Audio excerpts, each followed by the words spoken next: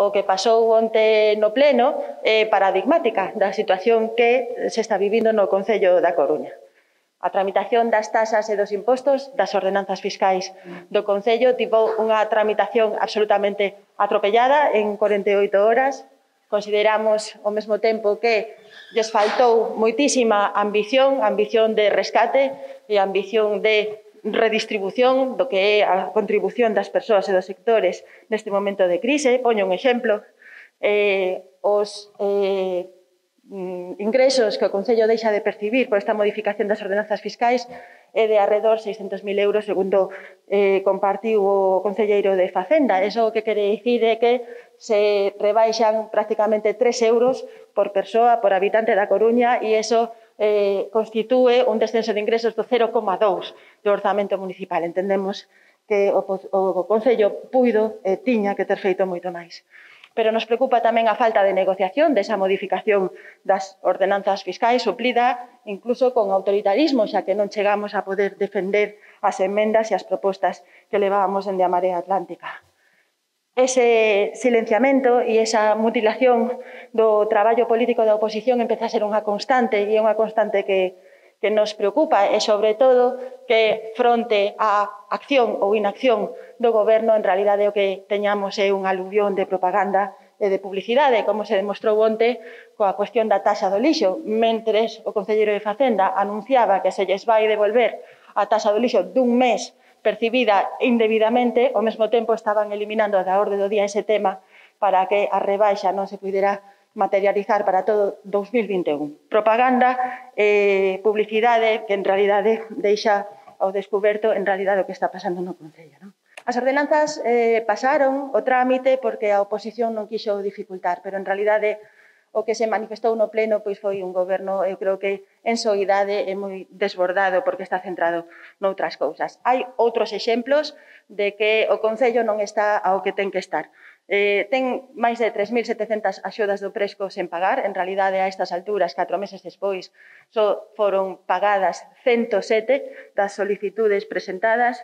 Entendemos tamén que nun momento clave que no que se elaboran os orzamentos xerais do Estado, o Concello non está onde ten que estar, non conocemos as demandas da alcaldía, non conocemos as demandas do Goberno, pero tampouco coñecemos as demandas do Pleno, porque non se convocou ese pleno extraordinario para alzar unha voz unánime. Algo parecido pasa cos orzamentos da Xunta, que están agora mesmo en elaboración, e o momento de facer chegar á Xunta tamén as demandas da cidade da Coruña, e o que nos parece xa o absoluto colmo é que o concelleiro de Facenda anuncie a 3 meses de acabar o ano que o Concello da Coruña non terá tampouco uns orzamentos municipais adaptados a unha crise económica e social absolutamente sen precedentes. Eso xa nos parece o colmo.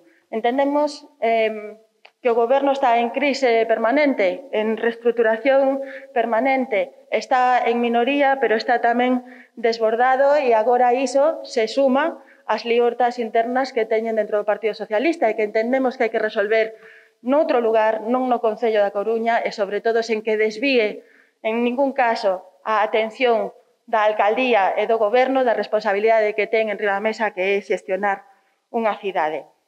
A través desta guerra interna que ten o Partido Socialista, enterámonos de que a Consellería de Emprego ten unha execución do seu orzamento do 16%, que é efectivamente un descalabro, pero que non se adoptaron medidas ata que xurden problemáticas que a nós ben pouco nos interesan, pero que non se resolveron nin sequera na remodelación de setembro que incorporou a ex de Ciudadanos ao Goberno municipal.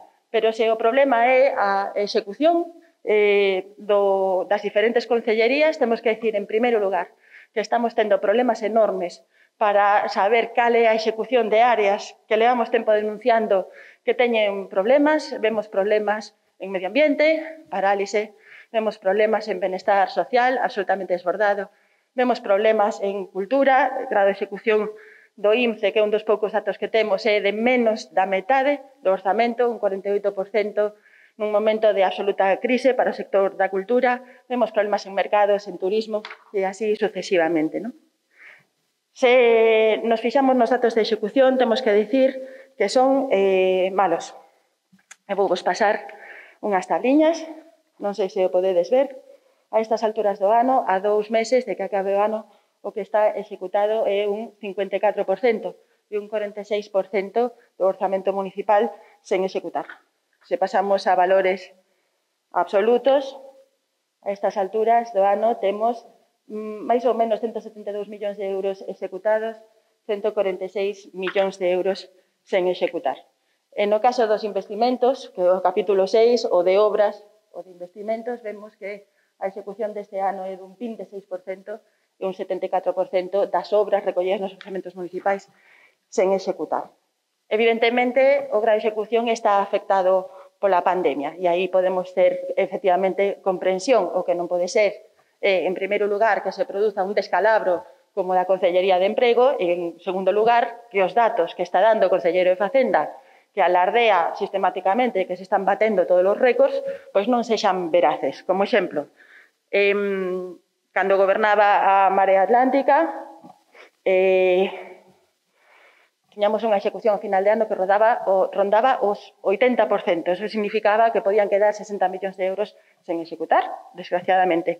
A día de hoxe, vemos que a execución rolda o 54% e que quedan 146 millóns de euros sen executar. Quer dicir, simplemente que esa situación, digamos, de que se baten todos os récords e de que o Concello da Coruña está operando ben e con fluidez, pois non é verdade, e o que sí é exixible é que a información que dean e que aporten, en primeiro lugar, a dean, porque nos tratamos en conseguila, e en segundo lugar, que sexa veraz.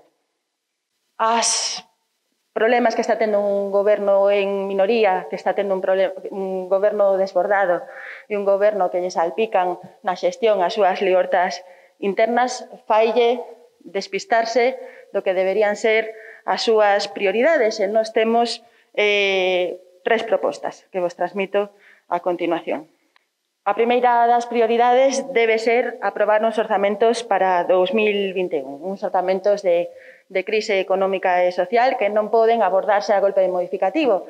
Se outro día se aprobaba no pleno un modificativo de 45.000 euros para o INCE e se tardou 4 meses en tramitar, imaginadevos o que pode ser un modificativo grande para abordar a situación de crise que temos en riba da mesa. O orzamento, se negocia e se aproba, non estará vixente o 1 de xaneiro, pero será, en todo caso, unha situación moito máis favorable que non ter un orzamento novo para 2021.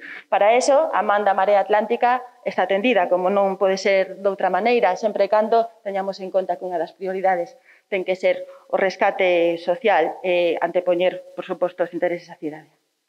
A segunda prioridade ten que ser chamar a atención ao Estado sobre a súa falta de compromiso coa cidade da Coruña e a área metropolitana.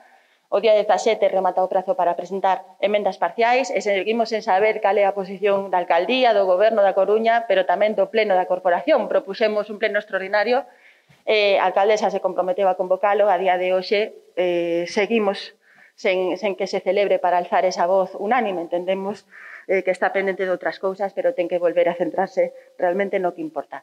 Para iso, a nosa man está atendida, evidentemente, exixir a condonación da débeda da Autoridade Portuaria, o tren a Langosteira, a pasarela de Pedralonga, a humanización de Alfonso Molina, a mellora do tren de cercanías e todas estas demandas que seguramente xa coñecedes.